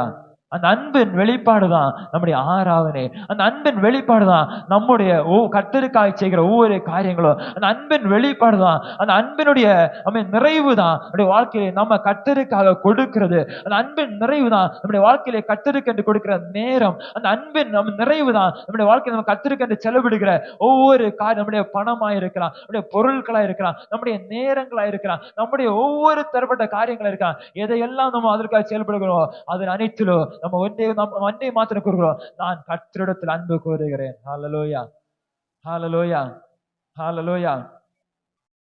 அடுத்தாக பார்க்கும்போது பிறனிடத்தில் என்ன செய்யணும்? நீ உன்னிடத்தில் அன்பு கூறுகிறது போல பிறனிடத்தில் அன்பு கூற வேண்டும். முதலாவது கர்த்தரிடத்தில், இரண்டாவது பிறனிடத்தில். அந்த இடத்துல சொல்லப்பட்டிருக்கிறது, நீ உன்னிடத்தில் அன்பு கூறுகிறது போல, நம்மிடத்தில் அன்பு கூறுவது போல பிறனிடத்தில் என்ன செய்யணும்? அன்பு கூற வேண்டும் என்பதை குறித்து வேத வசனம் திட்டமாக சொல்கிறது. நம்மிடத்தில் எப்படி அன்பு கூறுகிறோம்? நம்முடைய ஒரு காரியமா இருந்தால் நாம் அதை நிறைவேற்ற எவ்வளவு பிரயாசப்படுகிறோம். நமக்கு ஒரு தேவையா இருந்தால் நாம் அதை பெற்றுக்கொள்ள எவ்வளவுக்கு அதிகமாக நம்ம தியாகம் செலுத்துகிறோம். அதற்கு எவ்வளவுக்கு அதிகமாக உற்சாகத்தோடு நம்முடைய காரியங்களுக்கு நம்ம செயல்பட்டு கொண்டிருக்கிறோம். அதே நிலைமையில பிறருக்கு ஒரு தேவையா இருந்தால், பிறருக்கு ஒரு காரியம் இருந்தால், நமக்காக எவ்வளவுக்கு அதிகமா அதற்கு கவனத்தோடு செயல்படுமோ அதே கவனத்தோடு அவர்களுக்காக செயல்பட வேண்டும் என்பதை குறித்து இந்த வேதவசனம் சொல்லுகிறது. ஹல்லேலூயா, ஹல்லேலூயா. இன்னும் குறிப்பாக அதை வாசிக்கும் போது அந்த இடத்துல மிக தெளிவாக சொல்லப்பட்டிருக்கிறது. பிறனிடத்தில் அன்பு கூறுவதை குறித்து அடுத்த வசனங்களை கர்த்தருடைய உவமையை குறித்து விவரிக்கும் போது நான் சொல்கிறேன். இந்த இடத்துல திட்டமாய் அந்த வார்த்தை சொல்கிறது. 28வது வசனம் அந்த இடத்துல சொல்லப்படுகிறது, நீ என்ன செய், நிதானமாய் உத்தரவிச்சனாய் அப்படியே செய், அப்பொழுது பிழைப்பாய். வசனத்தின்படி செய்கிறவர்களுக்கு வசனத்தினால் பிழைப்பு உண்டு. ஹல்லேலூயா. விசுவாசில கரங்களை எடுத்து அல்லேலூயா சொல்லுங்க. வசனத்தின்படி நடக்கிறவர்களுக்கு இந்த வசனத்தினால் ஒரு பிழைப்பு உண்டு. ஹல்லேலூயா. வசனத்தை விசுவாசிக்கிறவர்களுக்கு, வசனத்தின்படி கிரியைகளை நடப்பிக்கிறவர்களுக்கு இந்த வசனத்தினால் வருகிற ஒரு பிரதிபலன் உங்கள் வாழ்க்கையை நீங்கள் பெற்றுக்கொள்ள முடியும். அதற்கு எந்த மாற்று கருத்துமே இல்லை. அந்த இடத்துல கர்த்தர் சொல்றாரு, நீ அதன்படி செய். சொன்னது சரிதான், நீ சொன்னது 100% அது சரிதான். அதுல எந்த ஒரு மாற்று கருத்தும் இல்லை. உன் தேவனே கர்த்தரிடத்தில் அன்பு கூறு, உன்னிடத்தில் அன்பு கூறுவது போல பிறரிடத்தில் அன்பு கூறு. அது 100% சரியான ஒன்று, அதுதான் பிரதானமான ஒன்று. அப்படியே நீ செய், அப்பொழுது நீ பிழைப்பாய். ஹல்லேலூயா. அப்படியானால் அப்படியே நீ செய்தால் நீ நித்திய ஜீவனுக்கு உண்டான பாதையில நீ செல்வாய். உனக்கு மரணம் இல்லை, உனக்கு பிழைப்பு உண்டாகும். ஹல்லேலூயா. அப்படியே நீ செய்தால் உன் வாழ்க்கை அழிக்கப்பட்டு போவதில்லை, நீ பிழைப்பை பெற்றுக்கொள்வாய். உன் வாழ்க்கையில் ஒரு பிழைப்பு உண்டாகும். ஹல்லேலூயா. தேவனுடைய பிள்ளை, கர்த்தருடைய வசனத்தை கீழ்ப்படி நடக்கிறதுனால் நாம் மரித்து போவதில்லை. கர்த்தருடைய வசனத்தை கீழ்ப்படி நடக்கிறதுனால் நான் ஒருபோதும் மாண்டு போவதில்லை. கர்த்தருடைய வசனத்தை கீழ்ப்படி நடக்கிறதுனால் வாழ்க்கை ஒருபோதும் அழிக்கப்பட்டு போவதில்லை. கர்த்தருடைய வசனத்தை கீழ்ப்படி நடக்கிறவர்களுக்கு அந்த வசனத்தினால் வருகிற பிரதிபலன், அந்த வசனத்தினால் வருகிற பிழைப்பு, அந்த வசனத்தினால் வருகிற மேன்மை கர்த்தர் வாழ்க்கையிலே தானமாய் நல்குவார். ஹல்லேலூயா, ஹல்லேலூயா. அதுதான் நித்திய ஜீவன். அந்த பிழைப்பை கட்ட நித்தமாய் நித்திய காலமாய் அவருடைய சந்நிதியில வாழுகிற ஒரு ஸ்லாக்கியத்தை கட்ட தருகிறவர். இன்னும் அந்த வசனத்தை வாசிக்கும் போது திரும்ப ஒரு கொஸ்டின், அவருக்கு எப்படியாவது இயேசு கிறிஸ்து என்ன செய்யணும்? எப்படியாவது இயேசு கிறிஸ்துவ ஒண்ணு குறுக்கணும். இப்ப அவனுக்கு நல்ல ஒரு கேள்வி அடுத்து கேட்கிறேன், எனக்கு பிறன் யார்? கர்த்தர் பிறனிடத்தில் அன்பு கூறு, இந்த உன்னிடத்தில் அன்பு கூறுவது போல பிறனிடத்தில் நீ அன்பு கூறணும். அப்போ கர்த்தர் அவன் கேட்கிறான், திரும்ப கேட்கிறான், எனக்கு பிறன் யார்? ஆங்கில வேதாபஸ்தில் இப்படி சொல்லப்படுகிறது, who is my neighbor? அயல்வாசி யார் என்பதை குறித்து அந்த வசனம் சொல்லுகிறது. ஆங்கில டிரான்ஸ்லேஷன்ல, தமிழ்ல பிறன், பிற மனுஷனை குறித்து சொல்லப்பட்டிருக்கிறது. அருமையான தேவனுடைய பிள்ளைகளே, இந்த மனுஷன் கர்த்தரிடத்தில் ஒரு கேள்வி. முதலாவது கேள்வி, நித்திய ஜீவனை சுதந்திரம் என்ன செய்ய வேண்டும்? இரண்டாவது கேள்வி, எனக்கு பிறன் யார்? இந்த இடத்திலுமே கர்த்தர் திரும்ப அவனை உணர்த்துகிறார். பிறன் யார் என்பதை குறித்து சொல்கிறது தான் ஒரு நல்ல சமாரியனை குறித்து கர்த்தர் அந்த இடத்துல சொல்லுகிறார். ஹல்லேலூயா. ஒரு சமாரியனை குறித்து சொல்லுகிறார். இந்த கதையை வாசிக்கும் போது அந்த இடத்திலே சமாரியன் நல்லவன் என்று வசனம் சொல்லல, ஒரு நல்ல சமாரியன் என்பதை கருப்பொருள் அடிப்படையில் நாம் பார்க்கிறோம். இன்னும் குறிப்பாக வேத வசனத்தை தியானிக்கும் போது அந்த வசனங்கள் அடிப்படையாக கொண்டு பார்க்கும்போது நல்ல சமாரியன் மட்டுமல்ல, ஒரு அன்புள்ள சமாரியன். ஹல்லேலூயா. ஒரு அன்பு நிறைந்த சமாரியன், ஒரு அன்பு நிறைந்த சமாரியன் என்பதை குறித்து பார்க்க முடிகிறது. ஒரு மனுஷன் எரிகோவிலிருந்து எருசலேமிலிருந்து எரிகோவுக்கு நேராக போகிறான். இந்த மனுஷன் எருசலேமில் வாசமாய் இருக்கிற மனுஷன். எருசலேம் என்பது கர்த்தருடைய ஆலயம் இருக்கிற ஸ்தலம். எருசலேம் என்பது தேவன் வாசமாய் இருக்கிற ஸ்தலம் என்பதை குறித்து பழைய ஏற்பாட்டில் நம்ம வாசிக்கிறோம். அது கர்த்தருடைய ஆலயத்தை முக்கியத்துவப்படுத்துகிற ஒரு ஸ்தலம் என்பதை குறித்து பார்க்கிறோம். இன்னும் குறிப்பா சொல்லனால் எருசலேம் என்று சொல்வது யூத ஜனங்களுடைய தலைநகரம், the headquarters, அந்த அவருடைய தலைஸ்தானம் தான், தலைநகரம் தான் இந்த எருசலேம். யூதருடைய ராஜாக்கள் அரசாட்சி செய்கிற இடம் எருசலேம். யூதருடைய ராஜாக்கள் அமர்ந்த அரியணை இருந்த இடம் எருசலேம். யூதருடைய ஆலயம் இருந்த இடம் எருசலேம். எல்லா விதமான காரியங்களும் அந்த எருசலேமிலே செய்யப்பட்டு கொண்ட வியாபாரம் எருசலேமிலே இருந்தது. பலதரப்பட்ட நிலைமைகள் எருசலேமிலே பெருகி இருந்த காலகட்டங்கள் இருந்தது. இன்னும் குறிப்பா தாவீதின் காலகட்டங்களிலே எருசலேமை முக்கியத்துவப்படுத்தி தாவீது அந்த காலகட்டத்திலே தன் அரியணை அமைத்து ஆலையை செய்து கொண்டிருந்தார் என்பதை குறித்து பார்க்கிறோம். எருசலேம் யூதர்களுக்கு முக்கியமான ஒரு ஸ்தலம். இந்த இஸ்ரவேலர்களுக்கு கர்த்தர் அந்த நாட்களிலே ஊழியம் செய்கிற அந்த தேசத்து ஜனங்களுக்கு எருசலேம் என்று சொல்கிறது முக்கிய பங்கு வகித்த ஒரு ஸ்தலம். ஹல்லேலூயா, ஹல்லேலூயா. இந்த எருசலேம் நியாயப்பிரமாணம் போதிக்கப்படுகிற இடம். இந்த எருசலேம் நியாயப்பிரமாணத்தை ஜனங்களுக்கு அறிவிக்கிற இடம். இந்த எருசலேம் கர்த்தருடைய நியாயப்பிரமாணத்தை ஜனங்கள் மத்தியிலே வெளிப்படுத்துகிற இடம். இன்னும் குறிப்பா சொல்லணும், ஜனங்களை நியாயம் விசாரிக்கிற இடம் எருசலேம். ஹல்லேலூயா, ஹல்லேலூயா. இப்படிப்பட்ட ஒரு நகரத்தை கர்த்தர் செய்கிறார், எடுத்துக்கொள்ள எருசலேமை எடுத்து அடுத்தாக எரிகோவை கர்த்தர் குறிப்பிடுகிறார். ஹல்லேலூயா. எரிகோ ஒரு காலகட்டத்தில் இஸ்ரவேல் ஜனங்களை தடுத்தது. எரிகோ ஒரு காலகட்டத்தில் வாக்குத்தத்தம் பண்ணப்பட்ட தங்கள் தேசத்தினராக எருசலேமினராக இந்த பயணத்தை தடுத்த ஒரு நரகம் தான் இந்த எரிகோ. அந்த எரிகோ அந்த இடத்திலே ஜனங்கள் தடுத்த வேளையிலே கர்த்தர் எரிகோவை இடிக்க பண்ணி ஜனங்களை கத்த அப்புறப்படுத்தினார். ஜனங்களை கத்த அக்கறை கடக்க பண்ணினார், எரிகோவை கடக்க பண்ணினார். ஹல்லேலூயா, ஹல்லேலூயா. இப்படியாக இந்த இடம் எருசலேம் கர்த்தர் வாசமாய் இருக்கிற இடம். எரிகோ ஒரு காலகட்டத்திலே ஜனங்களை தடுத்தது, ஜனங்களுடைய கர்த்தருடைய வாசஸ்தலத்துக்கு போக விடாமல் ஜனங்களை தடை பண்ணின இடம் என்பதை குறித்து பார்க்கிறோம். இன்னும் குறிப்பாக இயேசு கிறிஸ்து ஊழியம் செய்த காலகட்டத்திலே இன்னும் குறிப்பாக சொல்லனால் இஸ்ரவேல் ஜனங்கள் எரிகோவை என்ன செய்தார்கள், அதனுடைய சுவர்கள் இடிக்கப்பட்டு எரிகோவை சிறை பிடித்தார்கள். அதை பிடித்து தங்களுக்கு சொந்தமாக்கி கொண்டார்கள். அப்போ இயேசு கிறிஸ்து ஊழியம் செய்த காலகட்டத்திலே எரிகோவிலே ரோம சாம்ராஜ்யங்கள் காணப்படுகிறது. கிரேக்க அரசர்கள் ஆளுகை செய்து கொண்டிருக்கிறார்கள். அந்த காலகட்டம் கிரேக்க கலாச்சாரங்கள் பரவி இருந்த காலகட்டம், ரோம சாம்ராஜ்யத்தின் வலிமை நிறைந்த காலகட்டம் அது. அந்த காலகட்டத்திலே கர்த்தர் எருசலேமையும் எரிகோவையும் கர்த்தர் சுட்டி காட்டுகிறார். எரிகோவுக்கு போகிற ஒரு வழி உண்டு. குறிப்பாக இது ஓமை மட்டுமல்ல, நிஜ வாழ்க்கையிலே நடக்கிற காரியம் கூட தான். அந்த நாட்களிலே இன்னைக்கு நம்ம பார்க்கிறோம்ல, சில ரோடுகள் பல ஆக்சிடென்ட்ஸ் அடிக்கடி நடக்கிறத நம்ம கேள்விப்படுகிறோம். அதே போல இந்த ரோடு ரொம்ப ஒரு கொடூரமான ஒரு வழி. ஹல்லேலூயா, ஹல்லேலூயா. இந்த எருசலேமிலிருந்து எரிகோவுக்கு போகிற இந்த பாதை அநேகர் பயன்படுத்துவார்கள். ஆனா கூடுதலா யாரும் தனிமையா போக மாட்டாங்க. அன்னைக்கு எரிகோவுல இந்த ரோம சாம்ராஜ்யம் அந்த காலகட்டத்திலே சில ஸ்தலங்களை கட்டி எழுப்பி அவர்கள் குறிப்பாக வரலாற்று வாசிக்கும் போது 7 பேலஸ் 7 அரண்மனைகள் கட்டப்பட்டிருந்ததாக சொல்லப்படுகிறது வரலாற்றிலே. இந்த 7 அரண்மனைகளும் இந்த எரிகோவிலே காணப்படுகிறது. இதை பார்க்கும்படி ஜனங்கள் போவார்கள், அரண்மனையிலே வேலை செய்கிற ஜனங்கள் போவார்கள். இன்னும் குறிப்பாக இந்த இடத்துல வியாபாரம் செய்கிறவர்கள் அடிக்கடி போகி வருகிறது உண்டு. இவ்விதமாக பல சூழ்நிலையில ஜனங்கள் நினைச்சவர் இந்த வழியை உபயோகப்படுத்துவார்கள். ஆனால் இந்த வழி 17 மைல் தூரம் கொண்ட ஒரு பாதை. 17 மைல் தூரம் கொண்ட ஒரு பாதை. இந்த 17 மைல் தூரமும் இந்த பாதை வளைந்து வளைந்து செல்கிற மலை பாங்கான இடமான ஒரு இடத்திலே வளைந்து செல்கிற ஒரு பாதை இது. நம்ம குறிப்பாக ஊட்டி, கொடைக்கானல், நம்ம கேரளாவில மலை பாங்கான இடங்களுக்கு போகும்போது நமக்கு தெரியும் அந்த வழிகள் எப்படி இருக்கும் என்று சொல்லிக்கொண்டு. காட்டாக்காடு, நெடுமங்காடு ரூட்டு, குறிப்பாக அந்த ரூட்டு போகும்போது அந்த பாதைகள் மலை பாங்கான ரூட்டு போகும்போது வளைவுகள் நிறைந்த பாதையை காணப்படுகிறது. அந்த இடத்துல பல ஆபத்துகள் நடைபெறும். வளைவுகள் நிறைந்து இருக்கிறதுனால் எதிரே எது வருகிறது என்பது நமக்கு தெரியாது. அந்த இடத்துல இன்னும் குறிப்பாக இந்த பாதை போகிற வழிகளிலே மலை பாங்கான இடமானதனால் குகைகள் நிறைந்த ஒரு பாதையும் கூட, அநேக குகைகள் கூட காணப்படும். அநேக மறைவிடங்கள் உண்டு இந்த பாதையிலே. அப்படியாக அநேக கள்ளர்கள் இந்த பாதையிலே பதிவிடை வைத்திருக்கிற ஒரு பாதை. ஹல்லேலூயா, ஹல்லேலூயா.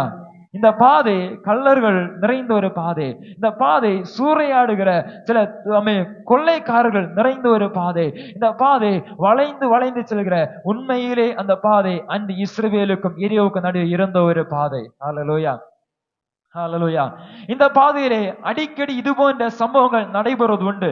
அடிக்கடி கொள்ளைக்காரர்கள் ஜனங்களை கொள்ளையிடுவது உண்டு.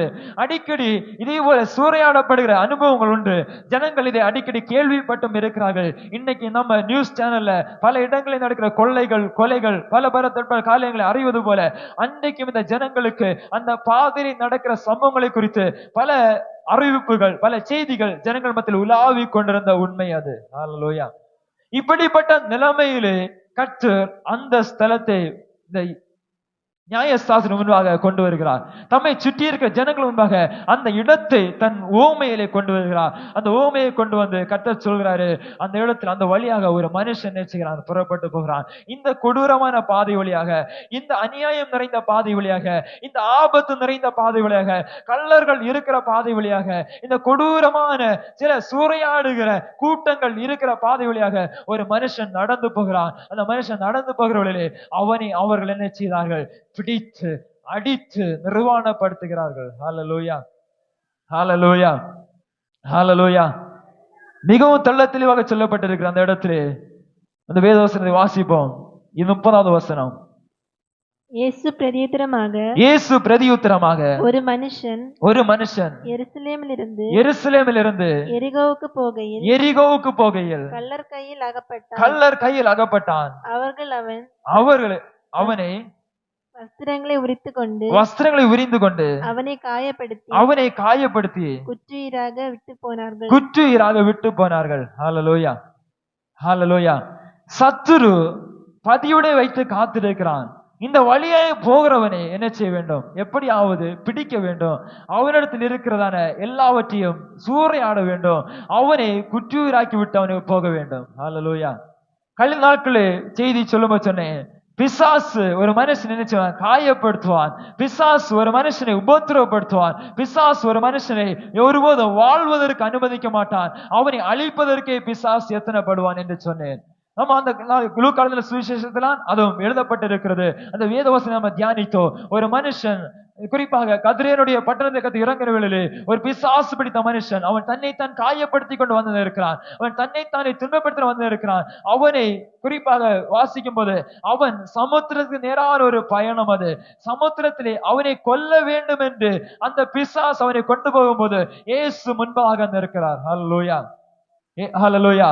அந்த சூழ்நிலையை வாசிக்கும் போது குறிப்பாக அந்த பிசாசு சொல்லுகிற என்ன செய்யணும்? பண்டிகள் கூட்டத்தில் நினைச்சணும் போக அனுமதிக்கணும். இப்போ பண்டிகள் கூட்டத்துல போன உடனே பண்டிகள் எங்க போச்சு? சமுத்திரத்து நேராக போனது. பிசாசன் திட்டம் என்ன? பிசாசன் நோக்கம் என்ன? தேவனுடைய பிள்ளைகளே, ஒன்று நன்கு ஆராய்ந்து அறிய வேண்டும். பிசாசன் திட்டம் இந்த மனுஷனை வாழ வைக்க வேண்டும் என்று அல்ல. இந்த பிசாசன் திட்டம் இந்த மனுஷனை கதிரனுடைய பட்டணத்திலே அந்த சமுத்திரத்திலே அமிழ்த்து போட வேண்டும் என்பதுதான் அந்த பிசாசன் திட்டமாக இருந்தது. அந்த திட்டம் நிறைவேற கூடாதபடிக்கு கர்த்தர் வந்து அந்த மனுஷனை தடுக்கிறார். அந்த மனுஷனை விடுதலை கொடுக்கிறார். அந்த பிசாசு அவன் நினைத்ததை அவனுக்கு செய்யணும். அதனால பண்டிகளுக்குள்ள போனவள பண்டியம் வாழ விடல. பண்டி அப்படியே நடு சமுத்திரத்தில் கொண்டு போய் அமிழ்த்தினான். ஹல்லேலூயா, ஹல்லேலூயா.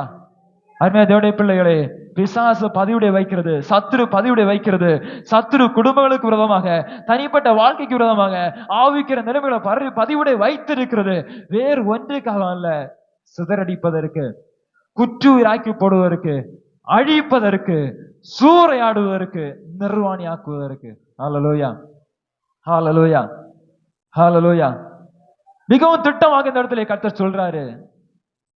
மனுஷன் போகிறான், அவனை பிடிக்கிறாங்க, வஸ்திரத்தை உரிந்து எடுக்கிறார்கள், நிர்வாணி ஆக்குகிறார்கள், காயப்படுத்துகிறார்கள், குற்றூராக்கி போட்டு விட்டு அவர்கள் போய் விடுகிறார்கள்.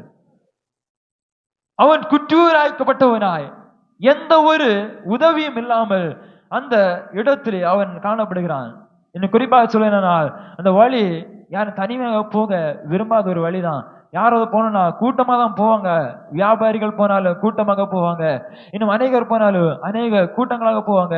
சொல்லப்பட்டிருக்கிறது, அவங்க என்ன செய்வாங்களாம், பல்லக்களை சொல்லுவாங்க, உயர்ந்தவர்களை பல்லக்களை வைத்து பாதுகாப்போடு கொண்டு போவாங்க, எந்த ஒரு சத்துருவும் அணுகாதபடிக்கு. இப்படிப்பட்ட ஒரு வழி தடத்துல இந்த மனுஷன் தனியாக போகிறான். தனியாக அவன் இறங்கி போக துணிகிறான். அவனை சத்துருக்கள் பிடித்து, கள்ளர்கள் பிடித்து அவனை குற்றுயிராக்கி, அவனை நிர்வாணமாக்கி, அவனை அந்த இடத்திலே போட்டுவிட்டு அவர்கள் தங்கள் கிடைத்த எல்லாவற்றையும் எடுத்துக்கொண்டு போகிறார்கள். வரலாறு வாசிக்கும் போது இதுதான் சொல்லப்பட்டிருக்கிறது.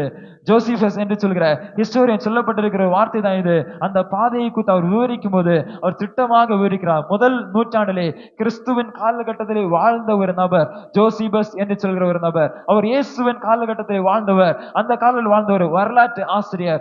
அவர் எழுதும் போது திட்டமாக இந்த வழியை குறித்து தீர்க்கமாக எழுதுகிறார். இந்த வழி அவன் கள்ளர்களாலோ பலதரப்பட்ட கொள்ளையர்களாலோ பலதரப்பட்ட அவன் அக்கிரமக்காரர்கள் நிறைந்த ஒரு வழித்தடம். இந்த வழியிலே யாரும் தனியாக போவதே இல்லை. அந்த வழியிலே யார் போனாலும் கூட்டமாக தான் போவார்கள், பாதுகாப்போடு தான் போவார்கள். ஆனால் இந்த மனுஷனோ தனியாக போகிறான். ஹல்லேலூயா, ஹல்லேலூயா. தனியாக போகிற அவனை திருடர்கள் கள்ளர்கள் அவனை பிடித்து அடிக்கிறார்கள், அவனை பிடித்து குற்றீராக்கி போட்டு விட்டு போகிறார்கள். என்னுடைய பிள்ளைகளே, வாழ்க்கையிலே சத்துரு பதிவிடை வைத்திருக்கான் என்கிறதை நாம் அறிந்து கொள்ள வேண்டும். ஆவிக்கிற வாழ்க்கையிலே நாம் தனியாய் நிற்போமானால், கர்த்தர் நம்மோடு கூட இல்லாவிட்டால் நாம் குற்றீராக்கப்படுவோம் என்பதை நாம் அறிந்து கொள்ள வேண்டும். ஆவிக்கிற வாழ்க்கையிலே கர்த்தர் நம்மோடு கூட வரவில்லை என்று சொன்னால் சத்துரு எளிதாக நம்முடைய வாழ்க்கையிலே ஜெயம் எடுத்து விடுவான், நம்மை குற்றீராக்கி போட்டு விடுவான், நம்மை அடித்து விடுவான், நம்மை சூறையாடி விடுவான், நன்மைகளை பறித்து கொண்டு போவதை குறித்து எந்த ஒரு சந்தேகமே இல்லை. இந்த கால்வெளி தேவனுடைய பிள்ளைகளே, கர்த்தர் நம்மோடு கூட வருவாரானால் எந்த சத்துரு வல்லமே நம்மை அணுகுவதே இல்லை. ஹல்லேலூயா, ஹல்லேலூயா. இந்த வழியாக அடுத்ததாக வருகிறான் ஒரு ஆசாரியன். அதான் பிரதானமான ஒன்று. ஆசாரியன் இந்த வழியாக வருகிறான், லேவியன் இந்த வழியாக வருகிறான். ரெண்டு பேருமே வந்துட்டு அவனை பார்த்த உடனே பக்கமாக வழி விலகி போகிறாங்க. ஹல்லேலூயா. பக்கமாக அவங்க வழி விலகி போகிறதை பாருங்க. அந்த இடத்துல குறிப்பா நம்ம பார்க்கிறோம், தற்செயலாய் ஒரு ஆசாரியன் அந்த வழியை வந்து அவனை கண்டு பக்கமாய் விலகி போனான். அந்த வழியே ஒரு லேவியன் அந்த இடத்துக்கு வந்து அவனை கண்டு பக்கமாய் விலகி போனான். ஹல்லேலூயா. இந்த ஆசாரியனும் லேவியனும் தற்செயலாய் வந்தவர்கள். சமாரியனும் தற்செயலாய் வந்தவன். இதுல யாருமே ஒருத்தன் அடிபட்டு கிடக்கிறான் அவனை பார்த்து விட்டு போவோம் என்று சொல்லி வந்தவர்கள் அல்ல.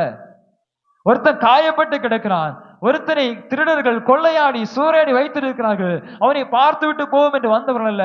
இதுவர்கள் மூன்று பேருமே தற்செயலாய் வந்தவர்கள். It was happened to them to see him. அவனை தற்செயலை பார்க்க நேர்ந்தது. தற்செயலை பார்த்த இடத்தில் கூட அவனுக்கு உதவாதவர்கள் ஆசாரியனும் லேவியனும். ஹல்லேலூயா, ஹல்லேலூயா.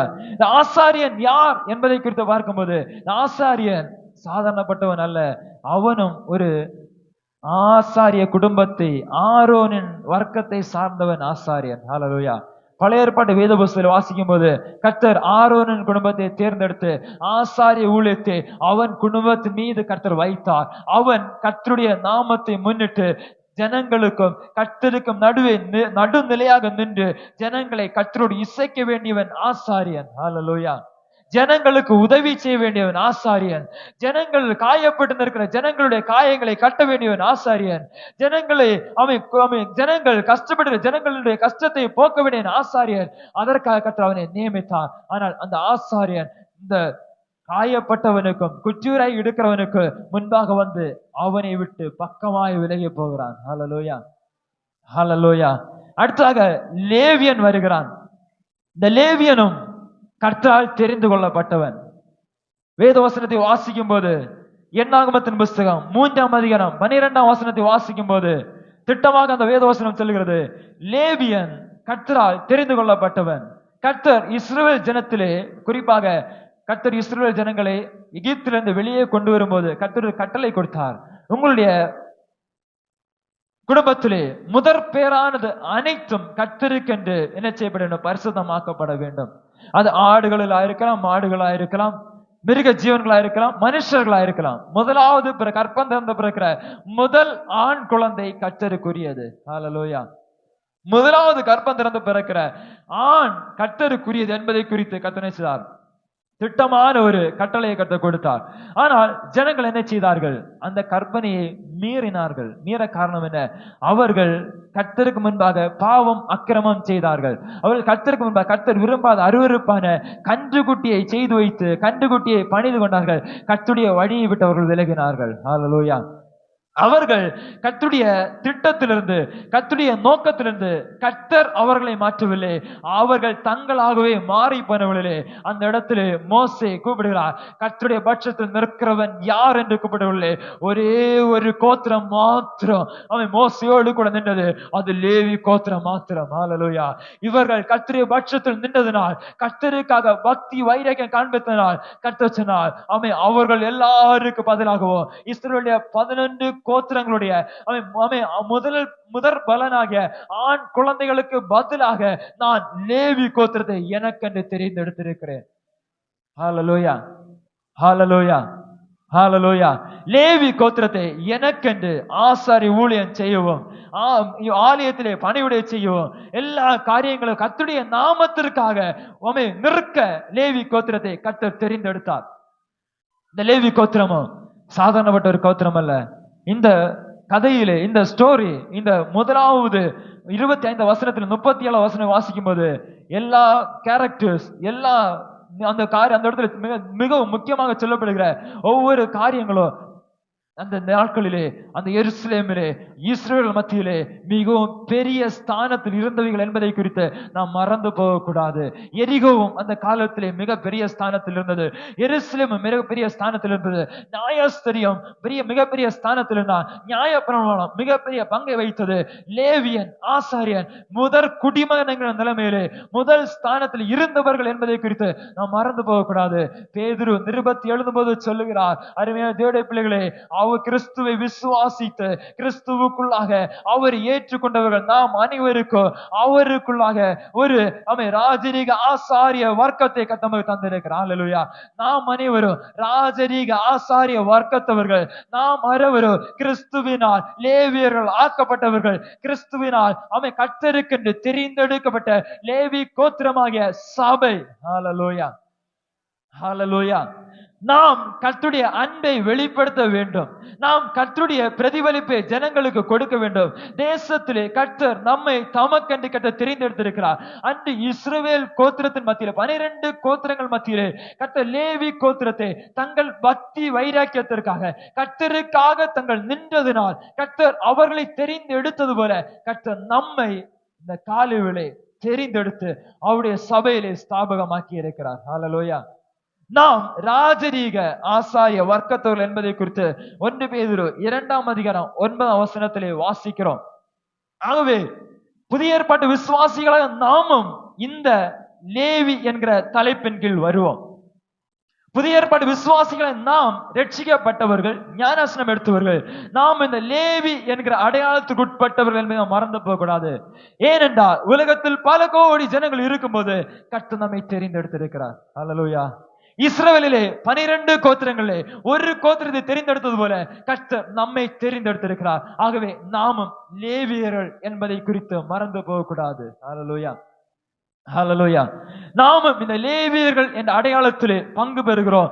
எல்லா லேவியனும் ஆசாரியன் அல்ல, ஆனால் எல்லா ஆசாரியனும் லேவியன். ஹல்லேலூயா, ஹல்லேலூயா.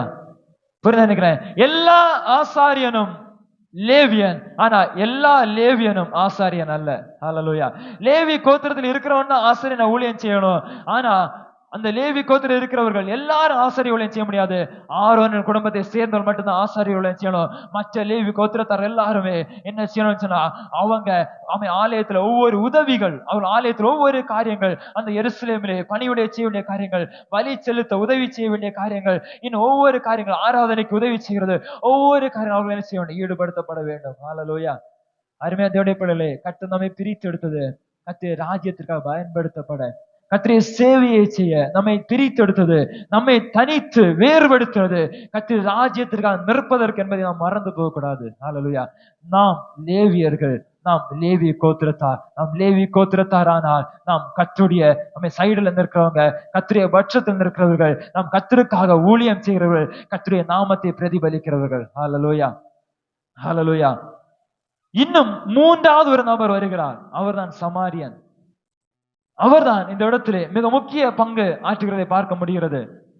சமாரியன் யார் என்பதை குறித்து பார்க்கும்போது, சமாரியனை குறித்தும் ஒரு கதை உண்டு இஸ்ரவேல் தேசத்துல.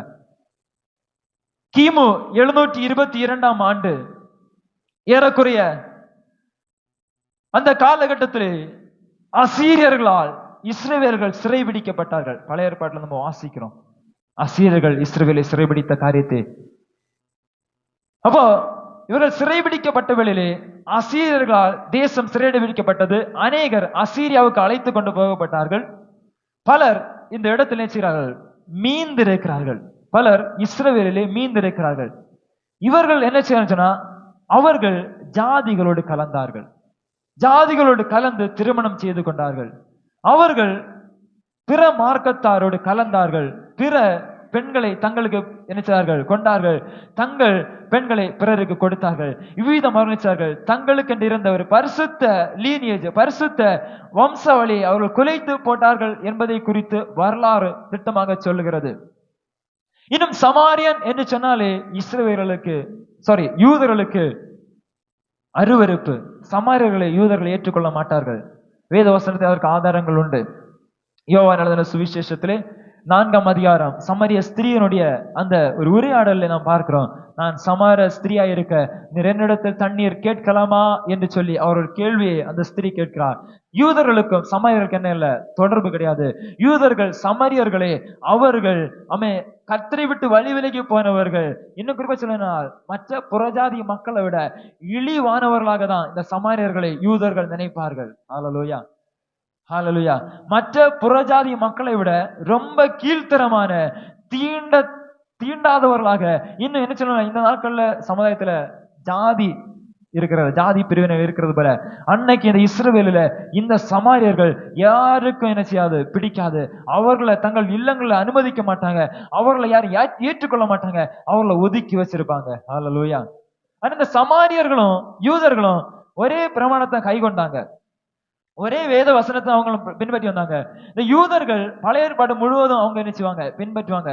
நமக்கு ஆதியாகமத்துல மல்கியா புஸ்தகம் வரைக்கும் அந்த தீர்க்கதரிசிகள் இன்னும் வரலாற்று புஸ்தகம் எல்லாவற்றையும் யூதர்கள் நினைச்சுவாங்க, வாசிப்பாங்க, அதன் அர்த்தங்களை புரிந்து கொள்வார்கள், அதை அவர்கள் பின்பற்றுவார்கள். ஆனால் சமாரியர்கள் முதல் 5 ஆகமங்கள், அது சமாரிட்டன் பென்டாட்ரிக் என்று சொல்கிற முதல் 5 ஆகமங்கள், ஆதியாகமம், யாத்திராகமம், லேவியராகமம், எண்ணாகமம், உபாகமம் என்கிற இந்த 5 ஆகமங்களை மட்டும்தான் அவர்கள் தங்கள் ஆலயங்களா இருக்கலாம் தங்களுடைய வாழ்க்கையில அதை அங்கீகரித்து என்ன செய்கிறார்கள், அதையே என்ன செய்கிறார்கள், பின்பற்றுகிறவர்களாய் காணப்படுகிறார்கள்.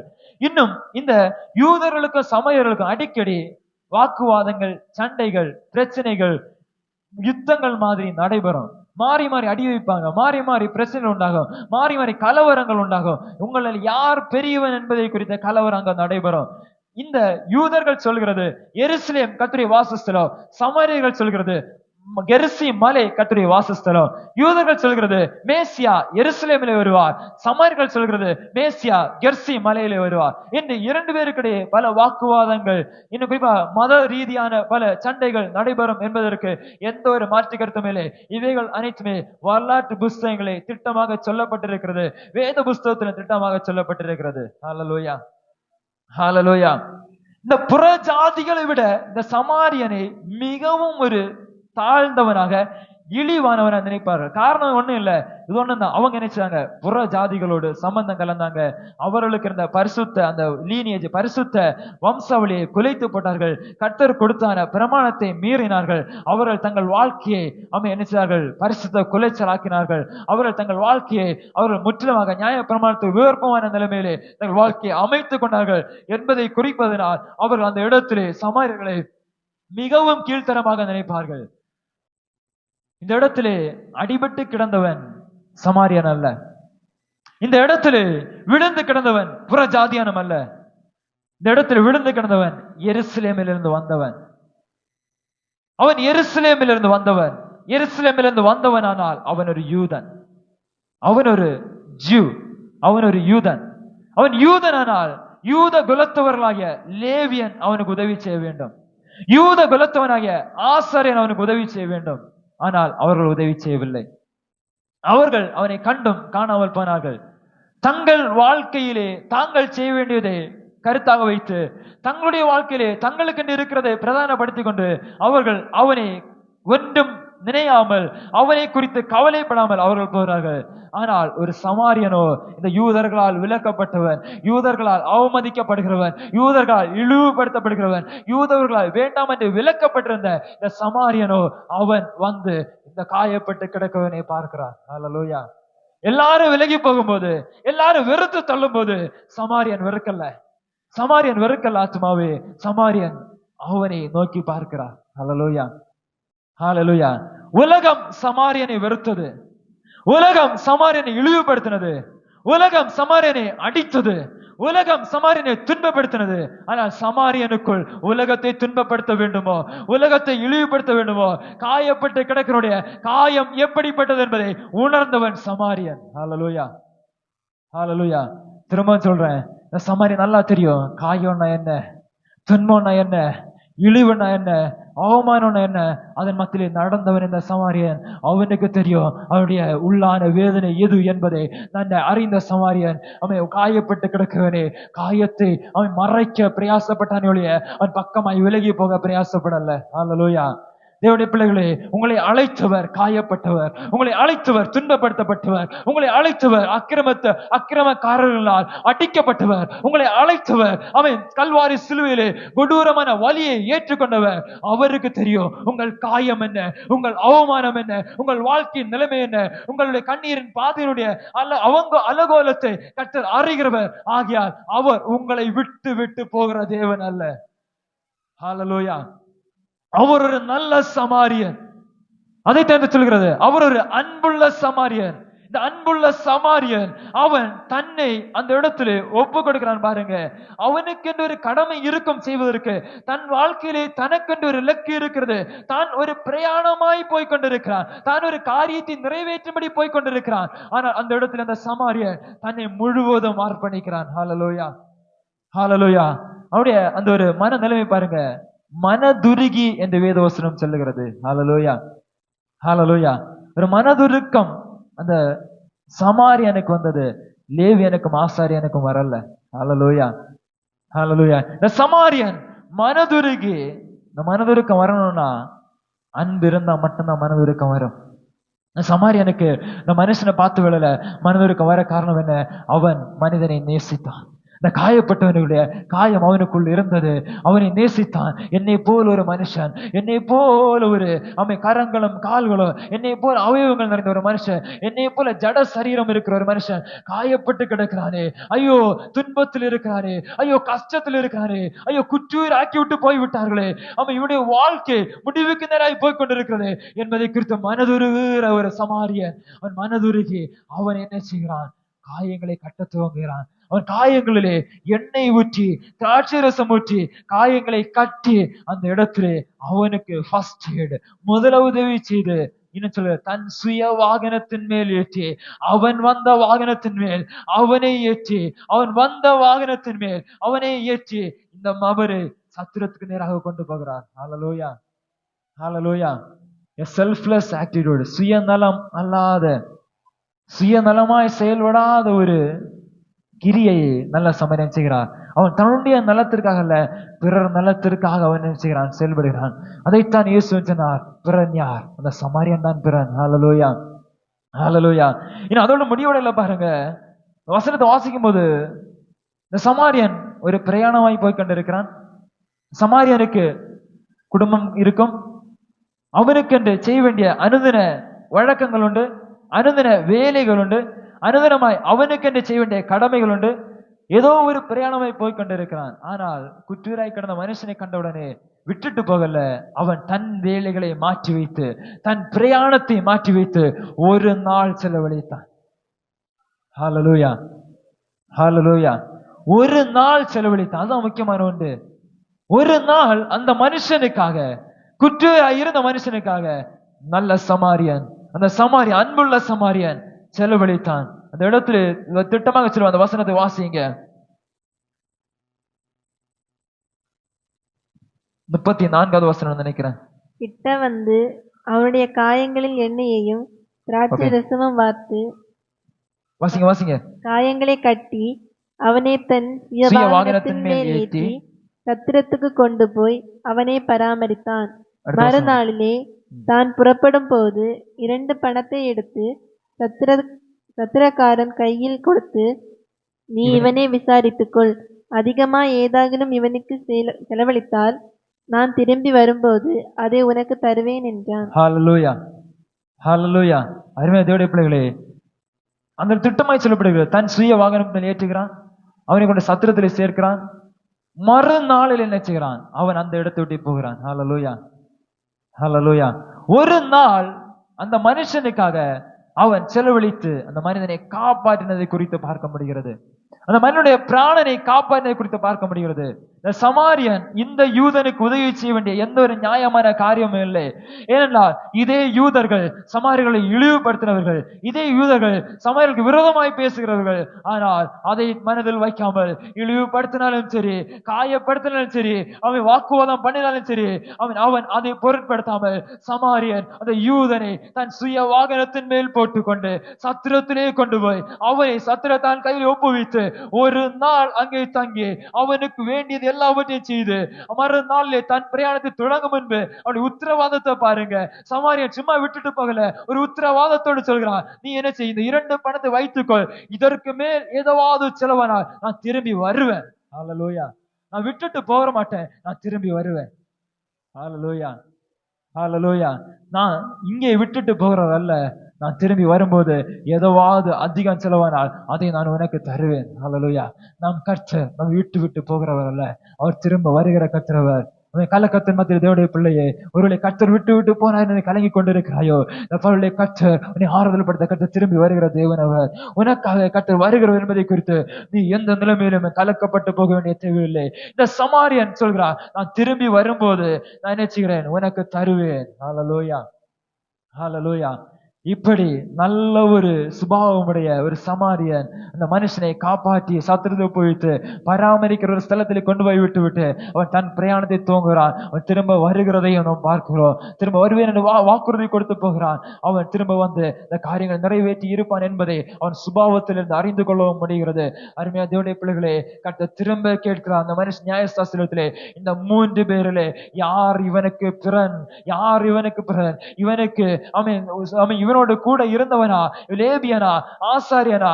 இல்லை, சமாரியன் இவனுக்கு பிறனாயிருந்தான். பிறனாய் இருந்தவளிலுமே அவன் பிறனிடத்திலே அன்பை வெளிப்படுத்தினான். அதே போல நீ போய் செய் என்று கர்த்தர் சொன்னார். ஹalleluya ஹalleluya ஹalleluya. இந்த ஊமையிலிருந்து ராவிக்கு சத்தியத்தை சொல்கிறேன். அருமையான தேவனுடைய பிள்ளைகளே, உலகத்திலே பல ஜனங்கள் குற்றுயிராக்கப்பட்ட நிலைமையிலே கர்த்தர் யார் என்று அறியாமல், கர்த்தருடைய நாமத்தை அறியாமல் பிசாசினால் பிடிக்கப்பட்டு வாதிக்கப்பட்டு குற்றுயிராக்கப்பட்டு நிர்வாணமாக்கப்பட்டு திரிகிற நாட்களில் நாம் இருக்கிறோம். இந்த காலகட்டங்களிலே கர்த்தர் நமக்கு கொடுத்திருக்கிற ஒரு உத்தியோகம், நமக்கு கொடுத்திருக்கிற பிரதான ஒரு கற்பனை, நாம் நம்மை நேசிப்பது போல பிறனை நேசிக்க வேண்டும். நாம் நமக்காக பிரயாசப்படுவது போல பிறனுக்காக பிரயாசப்பட வேண்டும். வாழ்க்கையிலே பிறனுக்காக நாம் செயல்பட வேண்டும். அந்த அன்பை கர்த்தர் விரும்புகிறார். அதுதான் நித்திய ஜீவனை கொண்டு போகும். அதுதான் நித்திய ஜீவனை நம்மை அழைத்து கொண்டு போகும். இந்த இடத்துல கர்த்தரிடத்தில் அன்பு கூறணும், பிறரிடத்தில் அன்பு கூறணும். நித்திய ஜீவனுக்கான வாசல் எது? நம்ம கர்த்தரிடத்தில் அன்பு கூறணும், பிறரிடத்தில் அன்பு கூறணும். இந்த சமாரியனை போல ஒரு அன்புள்ளவர்களாக நம்ம மாறணும். ஒரு சமாரியனை போல அன்புள்ளவர்களாக மாறுவோமானால் வாழ்க்கையிலே பெரிதான நன்மைகளை நாம் பெற்றுக்கொள்ள முடியும். ஹalleluya ஹalleluya. உலகத்திலே ஆசாரியர்களாக லேவியர்களாக அழைக்கப்பட்ட நாம் நம்முடைய கடமையை செய்ய தவறும் போது, நம்முடைய கடமையை செய்ய தவறும் போது அநேகர் நம்முடைய வாழ்க்கையிலே நம்ம பெற்றுக்கொள்ள வேண்டிய சில ஆத்துமாக்கள், நம்ம சுதந்திரிக்கப்பட வேண்டிய சில ஆத்துமாக்கள், சில நரகத்து போற சில ஆத்துமாக்களை நம்ம எடுக்கணும், நம்ம அதை வலித்து எடுக்கணும். ஆனா அதை நம்ம எடுத்து போகாதபடிக்கு நம்முடைய வாழ்க்கையிலே நம்ம ஆசாரியனை போலவோ லேவியனை போலவோ பக்கமாய் விலகி போவோமானால் அந்த ஆத்துமாக்களுடைய கணக்கு நாம் கொடுக்க வேண்டியிருக்கும். ஹalleluya ஹalleluya. ஒரு நல்ல சமாரியனை போல நம்ம இந்த நாட்களிலே வாழ்க்கையிலே நன்மை செய்கிறவர்களாக, நன்மை செய்கிறவங்க நம்ம காணப்படுவோம்னால், பிறருக்கு உதவி செய்ய காணப்படுவோம்னால் அவருடைய பலனை நம்ம அனுபவிப்போம். இன்னும் குறிப்பாக கடைசியாக ஒரே ஒரு வார்த்தையை சொல்லி முடிக்கிறேன். இந்த இடத்துல நல்ல சமாரியன் யார் என்று பார்க்கும் இந்த ஊமையிலே மிகவும் திட்டமாக குறிப்பாக சொல்கிறது நம்ம இயேசு கிறிஸ்துவை நல்ல சமாரியன் என்று நம்ம அறிக்கை பண்ணுகிறோம். இயேசு கிறிஸ்து ஒரு நல்ல சமாரியனாக இந்த இடத்தில் வெளிப்படுத்தப்பட்டிருக்கிறார். அவர் ஒரு அன்புள்ள சமாரியன் வெளிப்படுத்தப்பட்டிருக்கிறார். கடைசியாக இயேசு கிறிஸ்து நம்ம அடிக்கப்பட்டு கிடக்கிறோம். நம்ம சத்ரு ஒருவேளை துன்பப்படுத்தி இருக்கலாம், நம்மள சத்ரு ஒருவேளை பீரிட்டு இந்த பால்வெளியிலே கண்ணீரோட இருக்கலாம். கர்த்தர் சொல்றாரு, நான் வந்திருக்கிறேன் உனக்கு உதவி செய்ய, உன் காயங்களை கட்ட நான் வந்திருக்கிறேன், உனக்கு உதவி செய்ய நான் வந்திருக்கிறேன். கர்த்தர் எந்த ஒரு முறமுறப்பும் இல்லாமல் அவர் தம்முடைய சுய வாகனத்தை மேல் எடுத்து போட்டுக்கொண்டு நம்மை பராமரிக்கிற கர்த்தர். ஹல்லேலூயா. அவர் எந்த ஒரு நிலைமையில் நம்மை கைவிட்டு போகிற தேவன் அல்ல, விட்டு விலகிற கர்த்தர் அல்ல. அவரை நோக்கி பார்க்கிறவர்களுக்கு இந்த குற்றுயிராக்கப்பட்ட நபர் அவன் பாதிலே கிடந்து எத்தனை தான் அதிகமாய் கதறி இருப்பான், எத்தனை தான் அதிகமாய் அவன் வியாகுலத்தோடு கண்ணீர் அடிப்பினான். யாராவது எனக்கு உதவி செய்ய மாட்டார்களா? யாராவது என்னை தூக்கி கொண்டு ஒரு மருத்துவத்தை தர மாட்டார்களா? யாராவது என் ஜீவனை காப்பாற்ற மாட்டார்களா? யாராவது என்னை கொண்டு போய் சத்திரத்திலே சேர்க்க மாட்டார்களா? யாராவது என்னை கொண்டு போய் எனக்கு ஒரு முதலுதவி செய்ய மாட்டார்களா? என் ஜீவனை காக்க மாட்டார்கள் என்று சொல்லி எத்தனை வருத்தத்தோடு அவன் கண்ணீர் வடித்திருக்கிறான். ஆனால் அவனுடைய பக்கத்தில் வந்த ஆசாரியன் லேவியனும் மாறி போனவர்களே, அவனுடைய பக்கத்தில் வந்த உலக மனிதர்கள் மாறி போனவர்களே, அவனுடைய குடும்பத்திலே, அவனுடைய வாழ்க்கையிலே, துன்பத்தின் மத்தியிலே அவனுக்கு உதவி செய்ய வேண்டிய அவனுடைய கூட்டு சகோதரர்கள், கூட்டு குடும்பத்தார், கூட்டு குலத்தவர்கள், லேவியனும் ஆசாரியரும் தன் இனத்தான் அவனை விட்டு மாறி போனவர்களே, அன்புள்ள ஒரு சமாரியன் அவனை நோக்கி பார்த்தது போல தேவனுடைய பிள்ளைகள் நம்முடைய வாழ்க்கையிலே, நம் கஷ்டத்தின் மத்தியிலே, நெருக்கத்தின் மத்தியிலே கண்ணீர் வடிக்கும் போது யாராவது எனக்கு உதவி செய்ய மாட்டார்களா என்று வருத்தத்தோடு கண்ணீரோடு கர்த்தரை சபை நோக்கி பார்க்கும் போது, கூட்டு குடும்பத்தார் உதறி தள்ளும் போது, கூட்டு குடும்பத்தார் தள்ளி போகும் போது கூட சகாயம் பெற்று வேண்டும், சகாயம் செய்ய ஒரு மனுஷன் எனக்கு உண்டு என்று நாம் நினைக்கிறவர்கள் நம்மை விட்டு விலகி போகும்போது நல்ல சமனை கற்று நம்முடைய வாழ்க்கையில வருகிறார். எத்தனை விசுவாசி அந்த காலவெளியிலே கரங்களை தட்டி நல்ல சமனை கற்று இந்த பல உன் வாழ்க்கையிலே கற்று வருகிறார். அவர் உன்னுடைய குற்றுயிரை மாற்றுகிறார், உனக்கு புது ஜீவன் தருகிறார், உன்னை சத்திரத்திலே சேர்க்கிறார். உன் குடும்பத்திற்குள்ளாக, உன் வாழ்க்கைக்குள்ளாக, உன் கண்ணீர்கள், உன் அலங்கோலங்கள், உன் வேதனைகளுக்கு ஒரு பதிலை தருகிறவராக